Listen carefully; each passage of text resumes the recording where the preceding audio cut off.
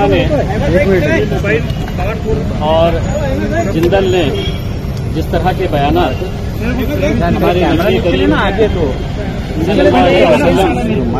Prophet Muhammad peace be upon him इनके ताल्लुक से जो बयान दिया था, इसका नतीजा ये हुआ है पूरी दुनिया के जितने भी मुसलमान हैं वो लोगों के अंदर एक गुस्सा था, और ये गुस्सा इसलिए है कि 10 दिन तक यहाँ की सरकार खामोश रही, और जब कुछ विदेशों के अंदर से ये आवाज आने लगी, निषेध होने लगा, तब उसके बाद सरकार हरकत में आई और कुछ दिखावे की कार्रवाई की गई है। लोगों के अंदर गुस्सा इस बात का है कि आज के इस दौर के अंदर छोटी छोटी बातों के ऊपर लोगों को गिरफ्तार किया जाता है, छोटे छोटे मामलों के अंदर उन्हें सलाखों के पीछे भिजाया जाता है, और सारे दुनिया के मुसलमानों को जिसने ठेस पहुंचाने का काम किया है, जो इतने घटिया स्तर के ऊपर आके जो बयानबाजी करी है, तो उसका निषेध आज पूरी दुनिया के अंदर हो रहा है। हम कई दिनों तक ये इंतजार करते रहे कि आज नहीं तो कल जो लोग इस मुल्क के अंदर मजहब के नाम के ऊपर, जात और धर्म के नाम के ऊपर एक माहौल खराब करने की कोशिश कर रहे हैं, उनके खिलाफ सरकार, उनके खिलाफ प्रशासन, उनके खिलाफ पुलिस कार्रवाई करेगी। लेकिन जब नहीं हो रही है तो लोगों के अंदर इस बात का गुस्सा है कि आप ऐसे लोगों को सपोर्ट कर रहे हैं जिनका मकसद ये है कि देश के अंदर माहौल खराब हो।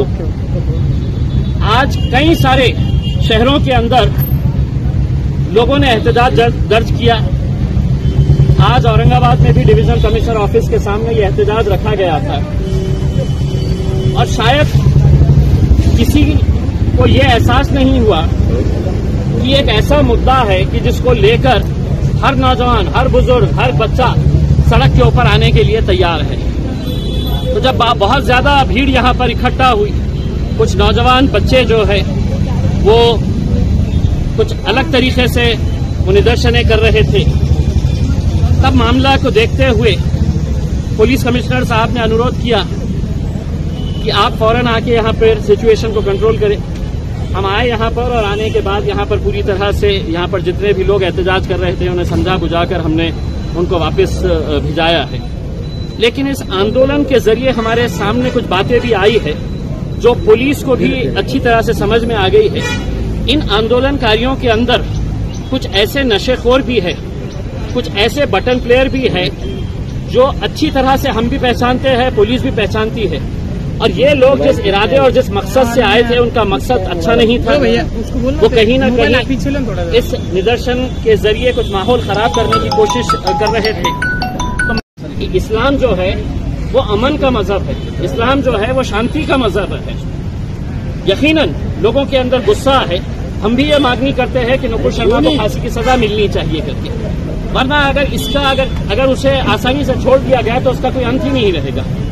हम तो ये कह रहे हैं किसी भी जाति, किसी भी धर्म, किसी भी धार्मिक गुरु, किसी भी हमारे नबी के खिलाफ अगर कोई बोलता है तो ऐसा कानून लाया जाए कि उसके ऊपर सख्त कार्रवाई होनी चाहिए, फौरन कार्रवाई होनी चाहिए। नहीं हो रही है, इस वजह से सिर्फ पार्टी से निकालना ये कार्रवाई है। आज पूरी दुनिया क्या संतुष्ट है इस बात से कि नहीं उसको पार्टी से निकाल दिया गया है करके? आपने कार्रवाई करना चाहिए, एक स्ट्रांग मैसेज देना चाहिए कि हम इस तरह की घटना जो भी करेगा, इस तरह के बयानात कोई भी देगा, हम किसी को भी नहीं बख्शेंगे। कानून अपना काम करेगा। सर, याची कल्पना तुम्हाला होती का? हाँ, जमाव बड़ी बोलवला होता। देखिए, ये सोशल मीडिया के ऊपर वायरल हुआ था कि आज जुम्मे के बाद बहुत सारे संगठन जो है उन्होंने भी ये किया था कि आज डिवीजन कमिश्नर ऑफिस के सामने वहाँ पर धरना प्रदर्शन किया जाने वाला है। हमारा यही है कि जिस किसी ने भी ऑर्गेनाइज किया था उन्हें इस बात का इल्म होना चाहिए था, समझ होनी चाहिए थी कि वहाँ पर माइक का भी इंतजाम नहीं था बराबर से। वो क्यों नहीं था, क्या पुलिस ने परमिशन दी थी, नहीं दी, इसकी भी जांच होनी चाहिए कि इतनी बड़ी भीड़ को अगर हमें कंट्रोल करना है तो वहाँ पर कोई माइक ही नहीं कि जिसके जरिए हम लोगों से बात कर सके, लोगों को ये मैसेज पहुँचा सके। तो अगर किसी ऑर्गेनाइजर्स की तरफ से कोई कोताही हुई है तो हम उनके खिलाफ जो है तो सख्त से सख्त कार्रवाई करने की मांग करेंगे, क्योंकि हम अपने शहर का माहौल किसी भी हालत के अंदर और जिस मुद्दे के ऊपर हम जमा हुए हैं, जिस मजहब का ताल्लुक अमन और शांति से है, उसका आड़ में अगर कोई शहर का माहौल खराब करने की कोशिश करेगा तो वो कोई भी हो।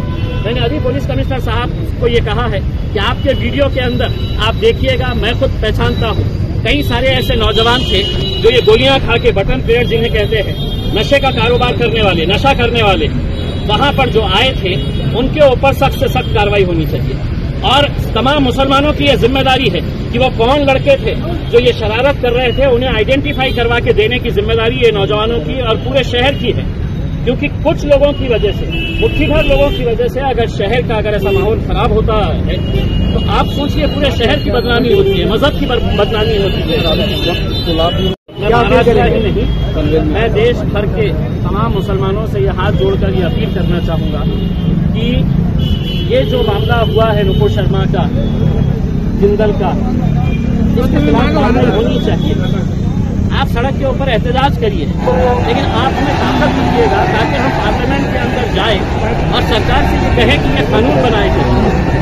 आप आए दिन हमारे नबियों के खिलाफ, कई जगह पे ऐसा होता है कि हिंदू धर्म के खिलाफ कोई गलत तरह की बातें कर देता है, सोशल मीडिया के ऊपर वायरल हो जाती है। तो ऐसा कानून लाया जाए कि जो भी इस तरह की कार्रवाई के अंदर होता है तो उसके खिलाफ कार्रवाई होनी चाहिए।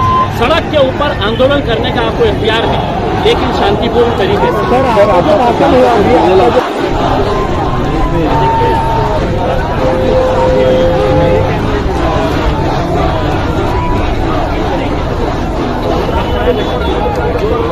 गवर्नमेंट के ऊपर प्रेशर बनाना है।